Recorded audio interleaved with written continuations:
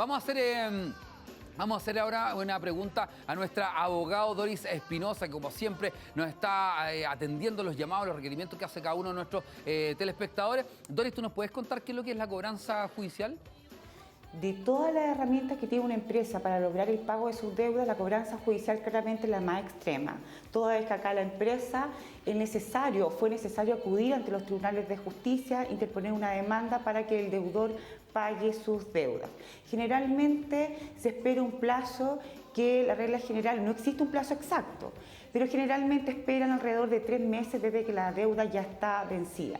Lo grave de esto es que el deudor no solamente se le está cobrando el capital inicial, es decir, lo que costaba el producto, su deuda, sino que a esto también hay que agregar los intereses y, más grave aún, las costas procesales, las costas del juicio, es decir, las notificaciones, todos los gastos que la empresa tiene que incurrir para cobrar. Y en esto también los honorarios del abogado. Entonces ya no solo va a ser el capital inicial, lo que se le estaba cobrando en la etapa de cobranza extrajudicial, sino que además todo lo que se agrega como gastos del juicio. ¿Cuáles son las etapas de la cobranza judicial? Lo primero que va a pasar es que va a llegar un receptor judicial y le va a notificar la demanda.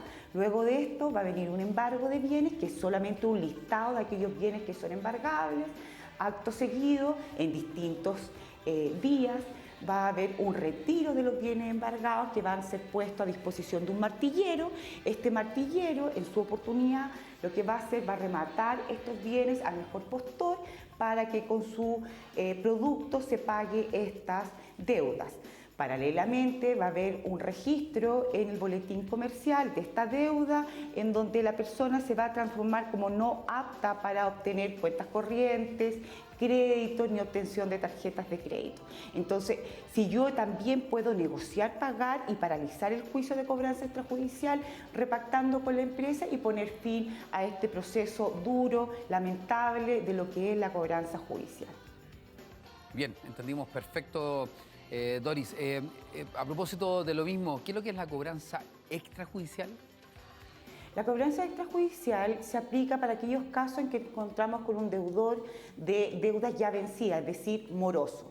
Generalmente se aplica a los 21 días desde que la deuda ya está vencida. Son técnicas de cobranza que consisten en llamados de teléfono, envíos de cartas o también correo electrónico o visita directamente en su casa o en su trabajo. La ley permite a las empresas de cobranza aplicar este tipo de técnica. Hay una limitación, eso sí. Esto no puede producir un daño o interrumpir la privacidad del deudor. En este caso, si la empresa de cobranza va a utilizar la técnica de llamados de teléfono, esto solo puede aplicarse de lunes a sábado entre las 8 de la mañana y las 20 horas. Si se hace fuera de este día o de este horario, se va a estar infringiendo la ley. La deuda es personal, por lo tanto, si se va a enviar una notificación de cobranza, esto solo puede ser dirigido al deudor. Ni el jefe, ni la familia, ni la amistad se pueden enterar de lo que debe una persona.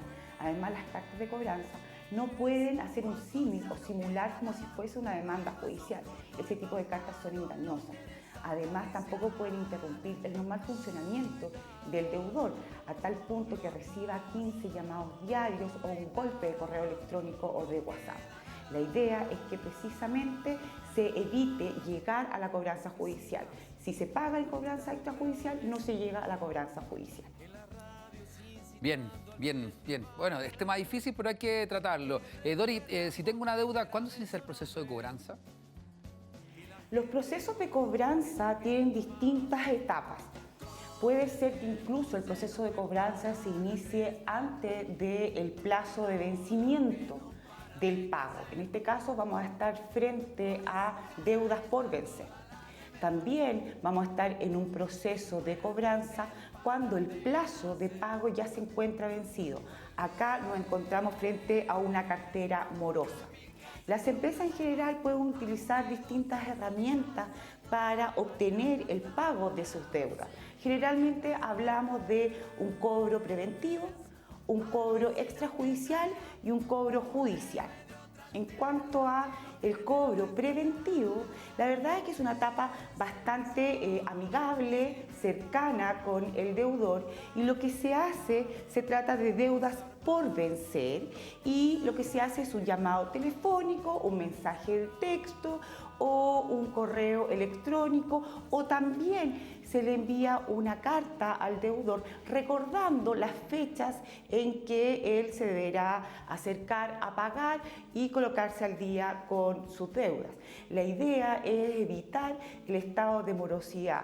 La idea es también precisamente evitar entrar en la etapa del cobro extrajudicial.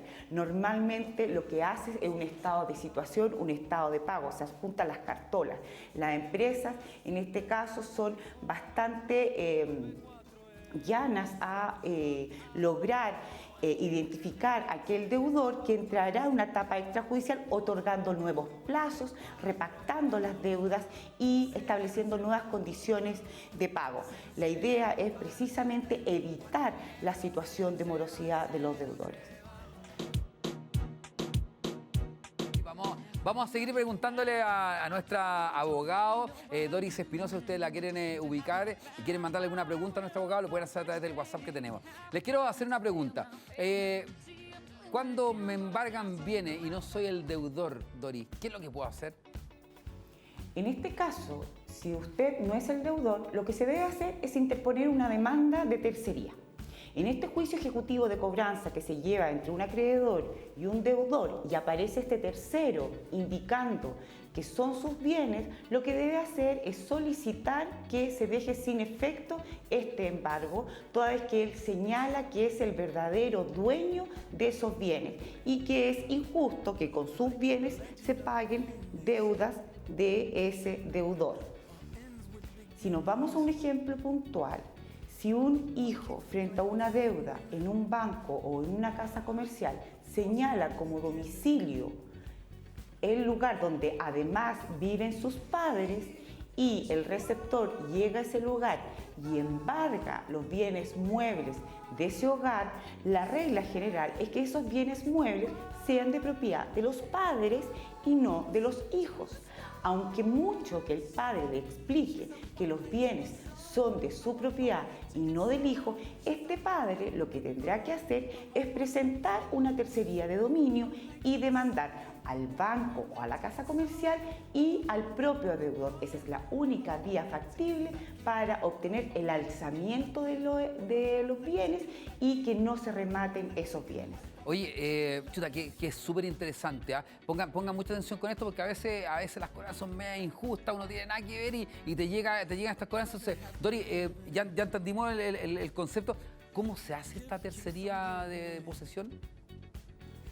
A ver, no es suficiente que el verdadero dueño le explique al receptor judicial que son sus bienes y no son los bienes del deudor. No es suficiente que la persona se presente ante los tribunales para explicar esta injusta situación. Como se trata de una demanda judicial, necesitará el patrocinio de un abogado, por lo tanto tendrá que acudir a la asesoría de un abogado y contratarlo en definitiva. En este caso, presentar una demanda y demandar al acreedor en este juicio ejecutivo y al deudor. La clave para tener un resultado positivo en este juicio de tercería son las pruebas, para acreditar que él es el verdadero dueño de los bienes. ¿Cuáles son las pruebas que se necesitan? Por ejemplo, el contrato de arrendamiento, que él es el arrendatario del inmueble y no el deudor, que también puede ser que viva ahí y que por lo tanto él es el propietario de los bienes de ese departamento, de esa casa. Si no es arrendatario, con mayor razón, la inscripción de dominio de ese inmueble o si tiene las boletas, las facturas de compra de los bienes muebles. También puede acompañar testigos que declaran que lo conocen y que saben que los bienes de esa casa son de su propiedad. La única forma de obtener un resultado positivo en este juicio y lograr esa resolución que decrete el alzamiento de los bienes y no vayan a remate.